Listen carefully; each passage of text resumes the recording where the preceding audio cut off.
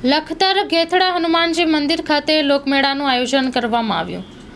Lakhtar Viramgam highway પર આવેલા ગેથડા હનુમાનજી મંદિર ખાતે લોકમેળો યોજાયો હતો।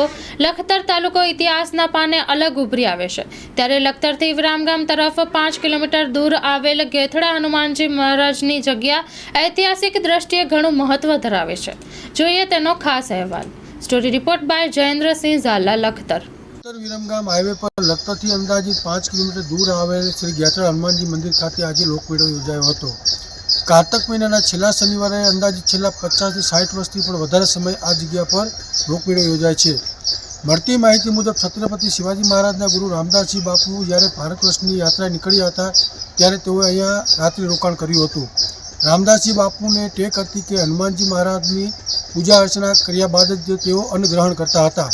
તે સમયે અહીંયા આજુબાજુમાં હનુમાનજી દાદાનું કોઈ મંદિર નહીં હોવાથી તેઓએ ગાયના ગોબરમાંથી હનુમાનજી મહારાજની મૂર્તિ બનાવી હતી અને તેની પૂજા અર્ચના કરીને અહીંયા સ્થાપના કરી હતી, જે આજે પણ એ સ્થિતિમાં જોવા મળે છે। આ મંદિરની આજુબાજુમાં સુંદર બગીચો તથા સુંદર તળાવ છે, જે મંદિરની શોભામાં વધારો કરે છે। ત્યારે આજે કાર્તક મહિનાના છેલ્લા શનિવારે લોકમેળો યોજાતા ખૂબ મોટી સંખ્યામાં ભાવિ ભક્તો ઉમટી પડ્યા હતા અને દાદાના દર્શન કરી ધન્યતા અનુભવી હતી। જયેન્દ્રસિંહ ઝાલા, મા ન્યૂઝ લાઈવ, લખતર।